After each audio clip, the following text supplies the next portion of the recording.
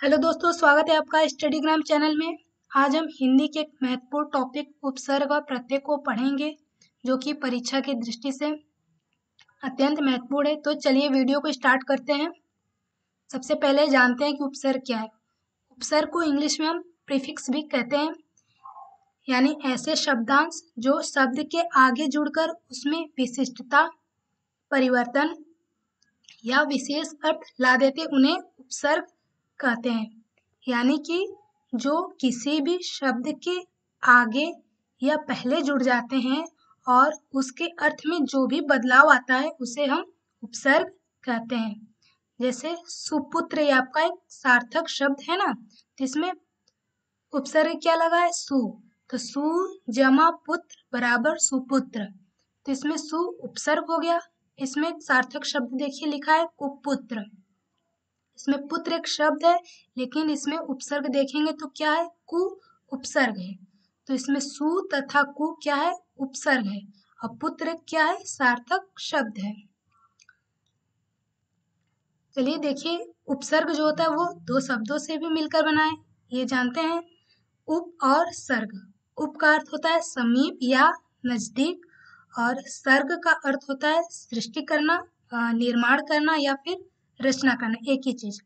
यानी जो किसी शब्द के समीप आकर यानी नजदीक आकर एक नया शब्द बनाता है उसे उपसर्ग कहते हैं। यानी जो शब्द के आगे जुड़े और उसके अर्थों में जो बदलाव आए वह उपसर्ग कहलाता है।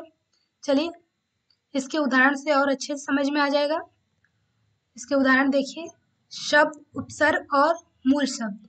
इसमें विराट में उपसर्ग क्या है? वी है। राट मूल शब्द है। असंख्य में अ उपसर्ग है और संख्य मूल शब्द है। प्रसिद्ध, ये सब आपका सार्थक शब्द है। जितने भी शब्द दिख रहे हैं ये सभी सार्थक है। और इसी को जब तोड़ेंगे उपसर्ग और मूल शब्द में तो आपका इस तरह से निकलेगा। प्रसिद्ध में प्र उपसर्ग निकल गया, सिद्ध मूल शब्द है। समर्पित में सम उपसर्ग है और अर्पित मूल शब्द है। आकर्षित में आ उपसर्ग है और कर्षित मूल शब्द है। उपकरण में उप उपसर्ग है, करण मूल शब्द है। प्रकाशित में भी प्र उपसर्ग, काशित मूल शब्द। अत्यंत में अति उपसर्ग निकल रहा है और अंत मूल शब्द निकल रहा है। परिणाम में परि उपसर्ग है और मूल शब्द णाम निकल रहा है। तो जो शब्दों के शुरुआत में पहले लगते हैं वो आपका उपसर्ग कहलाता है। चलिए अब जानते हैं कि प्रत्यय क्या होता है। उपसर्ग को इंग्लिश में तो प्रीफिक्स कहते हैं और प्रत्यय को सफिक्स कहते हैं। यानी जो शब्दांश शब्दों के अंत में लगकर उनके अर्थों को बदल देते हैं वो प्रत्यय कहलाते हैं। यानी जो किसी भी शब्द के अंत में जुड़े वो प्रत्यय होते हैं, और जुड़ने के बाद जो उसके अर्थ में बदलाव आए उसे प्रत्यय कहते हैं। अर्थात यह शब्द के पीछे पीछे चलने वाला साथी कहलाता है। उपसर्ग में आगे चलता है और प्रत्यय में पीछे पीछे चलने वाला साथी प्रत्यय कहलाता है। जैसे उदाहरण में दिया है जलज और पंकज आदि। जलज बराबर जल बराबर पानी, तो जल को हम पानी कहते हैं। तथा ज का क्या अर्थ हुआ? जन्म लेने वाला। जल का मतलब तो पानी हो गया, लेकिन ज का अर्थ क्या हो गया? जन्म लेने वाला। यानी पानी में कौन जन्म लेता है? तो पानी में जो जन्म कौन लेता है? कमल लेता है, अर्थात कमल। इसी प्रकार पंख शब्द में, पंकज में पंख शब्द है और ज उसमें प्रत्यय लगा है, तो ज प्रत्यय लगकर क्या हो गया? पंकज, अर्थात कमल। यानी हम क्या जाने? जलज और पंकज का अर्थ क्या होता है? कमल। क्योंकि इसमें ज प्रत्यय लग गया ना, इसलिए इसका अर्थ बदल गया। इसलिए जलज और पंकज का क्या अर्थ हो गया? कमल। यानी जलज मतलब जल में जो जन्म लेने वाला जलज, कमल। और पंकज मतलब, पंख मतलब जानते हैं कीचड़ होता है, तो पंख का अर्थ हो गया कीचड़, जो कीचड़ में भी जन्म लेने वाला। जो भी इसमें प्रत्यय लग गया ज, तो वो आपका कमल, यानी इसका अर्थ ही पूरा बदल गया। यानी जो शब्द के अंत में जुड़ जाते हैं और अर्थों में जो बदलाव आ जाता है वो प्रत्यय कहलाते हैं। इसमें 3 नियम देखे जाते हैं, तो इस 3 नियम को जानना जरूरी है। यानी कि पहला नियम ये जानिए कि इसमें ये प्रत्यय का पहला शब्दांश होता है। प्रत्यय में यह पहला शब्दांश होता है। और दूसरा नियम यह बोलता है कि यह शब्द के बाद लगते हैं। उपसर्ग में पहले लगते हैं और यह शब्द के बाद में लगते हैं। और तीसरा क्या होता है नियम कि यह अर्थों में बदल जाता है। जब ये बाद में कोई शब्द लगेंगे तो इसके अर्थों में देखिए पूरा बदलाव आ जाता है। जैसे ये जलज और पंकज दिया ना, तो इसके अर्थों में पूरा बदलाव आ गया। पहले जल का अर्थ हम सब पानी जानते थे, लेकिन जब प्रत्यय लग गया तो पूरा अर्थ ही बदल गया, तो जलज का अर्थ पानी हो गया। तो जो शब्द के अंत में लगे वो आपका प्रत्यय कहलाता है, यानी सफिक्स। अब हम ये जानते हैं कि प्रत्यय जो होता है वो भी दो शब्दों से मिलकर बना है, प्रति जमा अय। प्रति का अर्थ होता है साथ में पर बाद में, जो साथ में रहे और लेकिन बाद में रहे, यानी कि अंतिम में। और अय का अर्थ होता है चलने वाला, यानी प्रत्यय का अर्थ पीछे चलना, यानी पीछे चलने वाले साथी को ही प्रत्यय कहते हैं। चलिए अब जान लेते हैं कि प्रत्यय के प्रकार, प्रत्यय के कितने प्रकार होते हैं। तो प्रत्यय के मुख्य रूप से दो प्रकार होते हैं, कृत प्रत्यय और तद्धित प्रत्यय। अब जाने कि कृत प्रत्यय क्या होता है। जो धातु क्रिया के अंत में लगने वाले प्रत्यय को ही कृत प्रत्यय कहते हैं।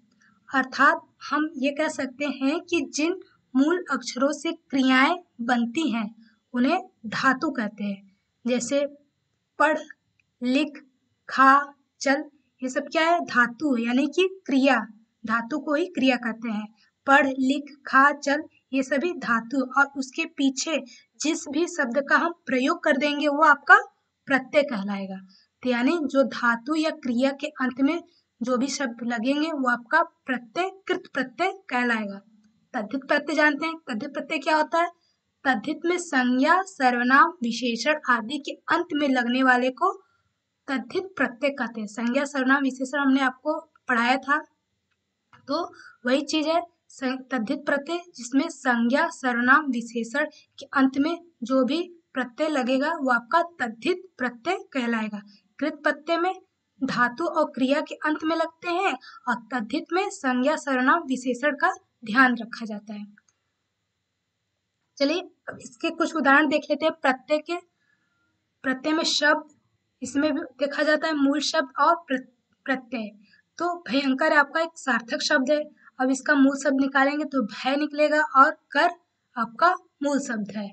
अमानुषिक में अमानुष मूल शब्द निकल करके आएगा और इक आपका प्रत्यय निकल के आएगा। रौबदार एक सार्थक शब्द है, इसमें रौब मूल शब्द निकलेगा और प्रत्यय दार निकलेगा। व्यक्तित्व में व्यक्ति मूल शब्द है और त्व प्रत्यय है। उल्लासित में उल्लास एक मूल शब्द है और इत आपका प्रत्यय है। मानसी में मानस मूल शब्द है और जो ई की मात्रा है वो, क्योंकि इसमें बड़ी की मात्रा लगी है मानसी में, तो ई बड़ी ई आपका प्रत्यय होगा। धातुगत में धातु एक मूल शब्द है, गत प्रत्यय होगा। कष्ट में कष्टप्रद में कष्ट एक मूल शब्द है, प्रत्यय प्रद होगा। कंकड़ीली में कंकड़ एक मूल शब्द हो गया, ईली प्रत्यय निकला। सुहावनापन में सुहावना मूल शब्द है, पन प्रत्यय निकल गया। गौरवशाली में गौरव मूल शब्द है और प्रत्यय में शाली निकल गया। ज्वलित में ज्वाला एक मूल शब्द है और इत इसमें छोटी की मात्रा लगी तो इसलिए इत आपका प्रत्यय निकल गया। तो ये तो आपका प्रत्यय के उदाहरण हो गए। चलिए अब जानते हैं कि प्रत्यय और उपसर्ग में क्या अंतर है। उपसर्ग और प्रत्यय हमने पढ़ लिया, तो अब इसमें अंतर भी जान लेते हैं कि इसमें क्या क्या अंतर होता है। तो इसमें पहला अंतर है कि उपसर्ग शब्द के आरंभ में जुड़ते हैं, यानी पहले जुड़ते हैं, वो उपसर्ग है। प्रत्यय में क्या होता है, यह प्रत्यय के शब्द के अंत में जुड़ते हैं, वो प्रत्यय होता है। दूसरा बता रहा है कि उपसर्ग जुड़ने पे मूल शब्द का अर्थ बदल सकता है। प्रत्यय में क्या है, प्रत्यय जुड़ने पर अर्थ मूल शब्द के इर्द गिर्द ही रहता है। उदाहरण में देखिए, प्र जमा चार, प्रचार, इसमें प्र उपसर्ग है और चार एक मूल शब्द, एक सार्थक शब्द है। और इसमें क्या है, उदाहरण में ऐतिहासिक, इसमें इतिहास मूल शब्द है और इक प्रत्यय है, यानी जो शब्द के अंत में जुड़ा है वो प्रत्यय होता है। तो दोस्तों आपको ये वीडियो कैसी लगी हमें कमेंट कर जरूर बताइएगा और चैनल को भी लाइक, सब्सक्राइब एंड शेयर अवश्य करें। तो मिलते हैं हम नेक्स्ट वीडियो में। जय हिंद।